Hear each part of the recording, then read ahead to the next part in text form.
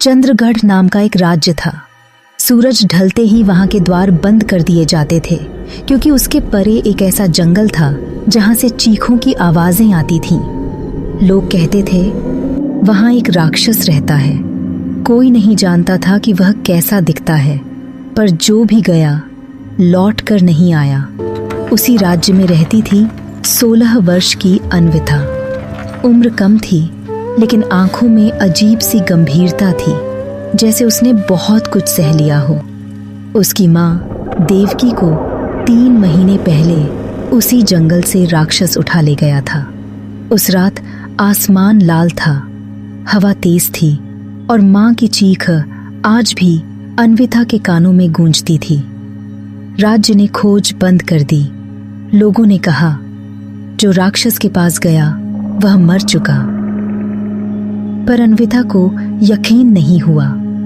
हर रात उसे सपने में माँ दिखती, काली दीवारों के बीच कमजोर आवाज में पुकारती हुई, डरना मत, मैं जिंदा हूं। एक रात जब डर और इंतजार दोनों ही सहन से बाहर हो गए, अन्विता चुपचाप घर से निकल पड़ी। कमर में छोटी तलवार, हाथ में जलता दीपक और गले में माँ का दिया हुआ ताबीज। उस ताबीज की गर्मी अजीब थी, जैसे उसमें कोई जीवित याद कैद हो। जैसे जैसे वह जंगल में आगे बढ़ी, हवा भारी होती गई। पेड़ों के तने टेढ़े मेढ़े थे, जैसे दर्द में मुड़े हों।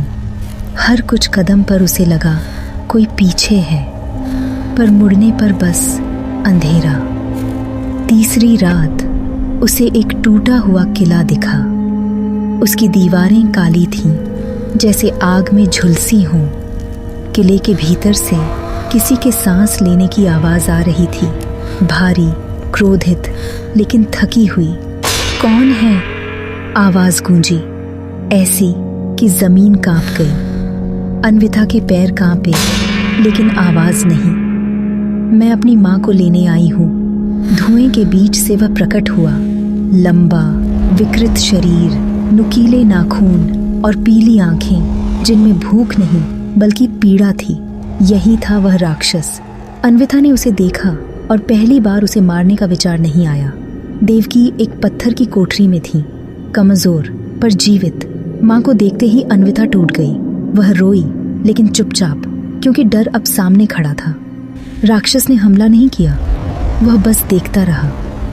तुम मुझे मार सकती हो, उसने कहा। फिर क्यों नहीं करती? अन्विता ने उसकी आंखों में झांका। वहां क्रूरता नहीं थी, वहां गहरा पश्चाताप था। तभी माँ का ताबीज तेजी से चमक उठा। राक्षस पीछे हट गया, जैसे किसी पुराने घाव ने उसे छू लिया हो। देवकी ने कांपती आवाज में कहा, अन्विता, वह तुम्हारा पिता है। सच जैसे तलवार बनकर गिरा। राक्षस जमीन पर गिर पड़ा।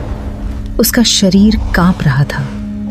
वह कभी वीरेंद्र था, राज्य का रक्षक, एक सच्चा योद्धा। उसने राज्य को बचाने के लिए तांत्रिक शक्ति मांगी थी। बदले में उसे यह शाप मिला।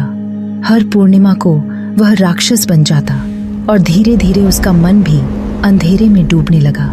मैं तुम दोनों को बचाने के लिए दूर चला गया था, उसने रोते हुए कहा, लेकिन शाप मुझे यहाँ खींच लाया। अन्विता आगे बढ़ी। डर अब आंसुओं में बदल चुका था। अगर यह शाप बल से आया है, उसने कहा, तो शायद प्रेम से टूटेगा। उसने ताबीज पिता के सीने पर रखा। पूर्णिमा का चांद बाहर आया। किले की दीवारें चीखीं। राक्षस की आकृति टूटने लगी, जैसे कोई कैद आत्मा मुक्त हो रही हो। और जब सब शांत हुआ, वहां कोई राक्षस नहीं था, बस एक इंसान। सुबह जब वे तीनों जंगल से बाहर निकले, हवा हल्की थी। पहली बार जंगल डरावना नहीं लगा। चंद्रगढ़ में लोग चुप थे। अन्विता ने बस इतना कहा, राक्षस कभी था ही नहीं, वह सिर्फ एक पिता था जो शाप में फंस गया था। और उस दिन जंगल में डर नहीं, एक कहानी जन्मी, प्रेम की, पीड़ा की और फिर से जुड़ते हुए एक टूटे परिवार की।